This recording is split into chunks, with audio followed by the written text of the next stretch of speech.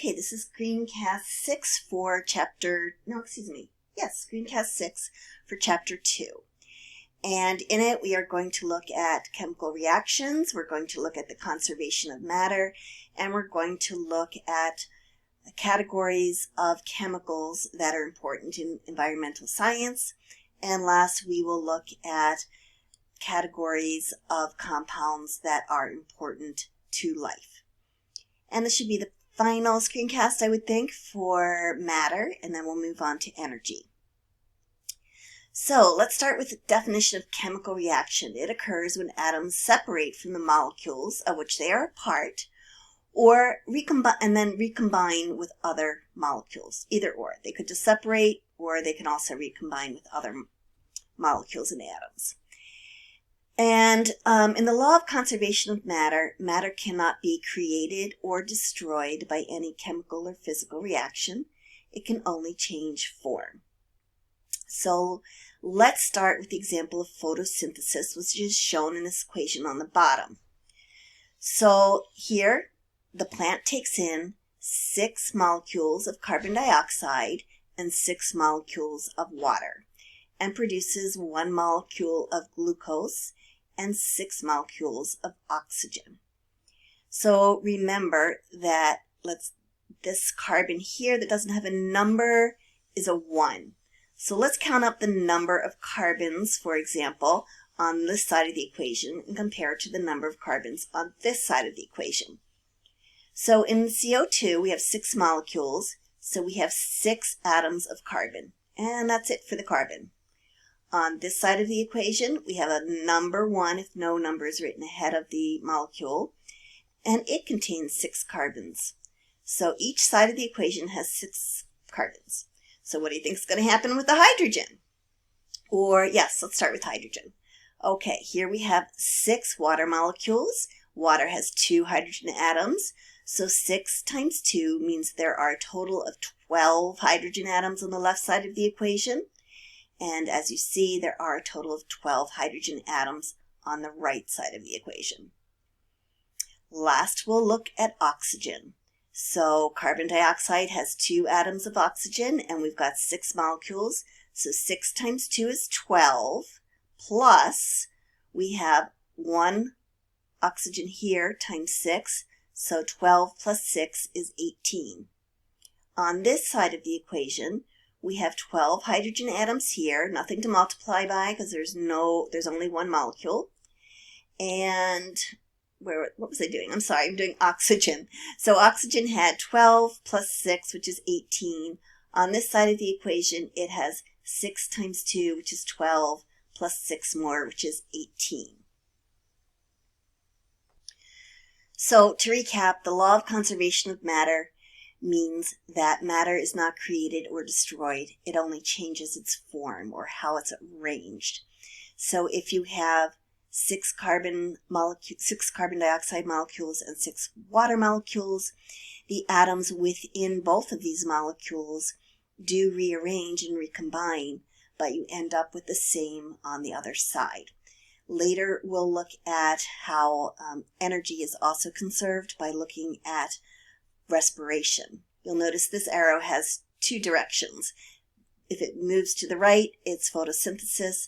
Later, we'll look at respiration, where the arrow moves to the left, and a glucose molecule combined with oxygen results in releasing energy to the living thing, releasing carbon dioxide and water. But we'll look at that later. Let's just continue with the conservation of matter.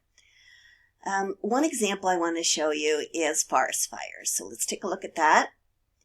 Okay, many times we might think of the fact that all the carbon that made up parts of these trees, the parts of the cells within the tree, that it simply disappears in a forest fire.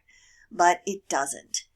A couple of things will happen. There will be some ash left behind, either on the ground or spewed into the air, and there will be gases, in particular, in this case, carbon dioxide, because the carbon in the tree will combine with the oxygen in the atmosphere and form carbon dioxide.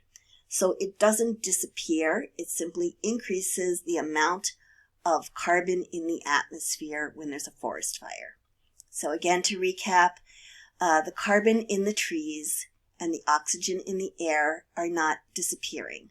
They are recombining to form carbon dioxide, which increases the amount of carbon. It moves from being captured by a plant or tree and then ends up in the atmosphere.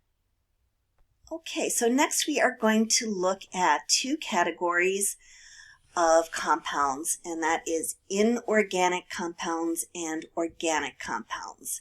I had flipped this so that organic compounds came first. But let's take a look at organic compounds. Those are compounds that have either a carbon bound to another carbon in the compound or a carbon bound to a hydrogen.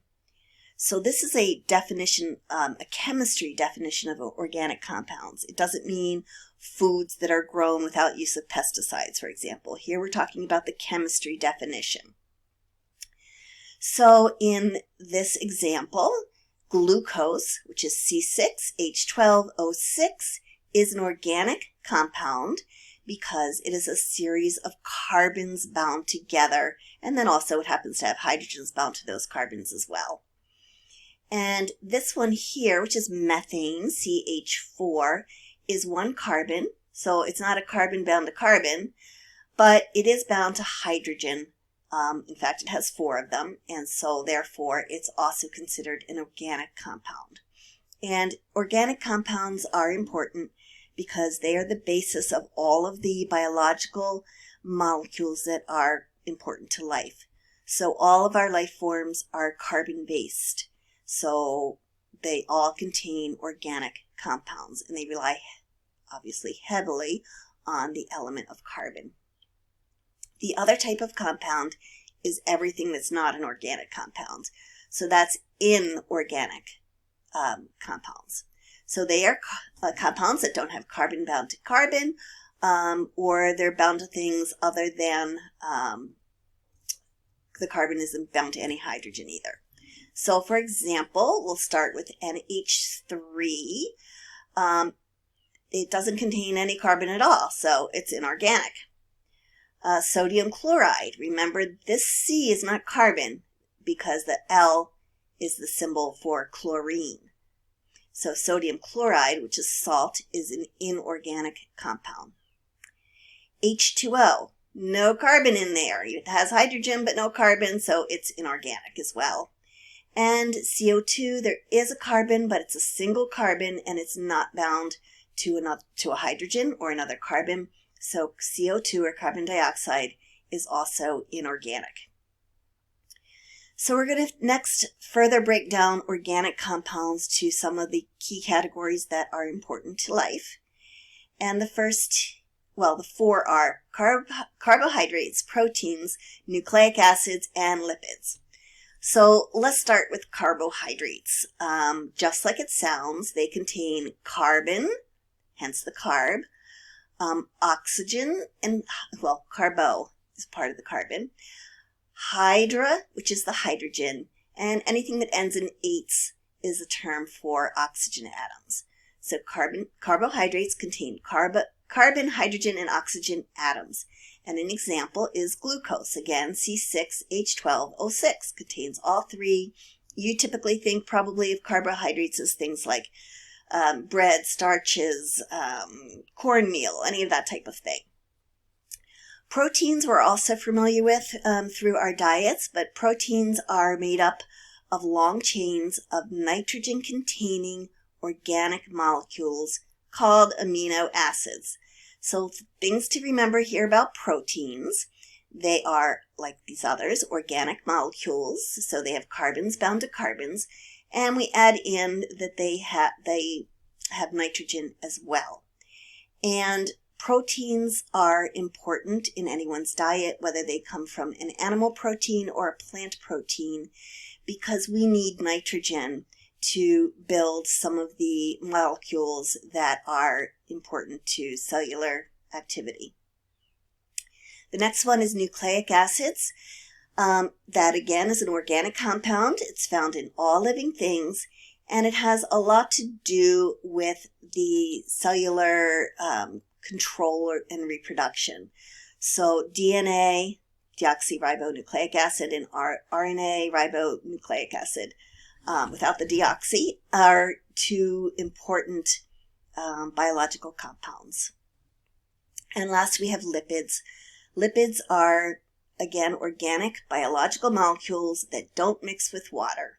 So things like fats, oils, waxes, and steroid hormones are lipids. And we typically think of lipids as fats. Again, you do need to have some of that as part of your natural body, as do all living things. Okay, we'll just wrap it up here with a couple little things. The cell is the basic unit of life. And here we have a unicellular green algae, a photosynthetic algae, which has just one cell. And here we have a brine shrimp, as we had talked about before. The brine shrimp actually contain thousands of cells, even in a tiny, tiny little organism. And then as you go to larger and larger organisms, you can get into the billions of cells. All right, so we're going to pause there and go to a new screencast for energy.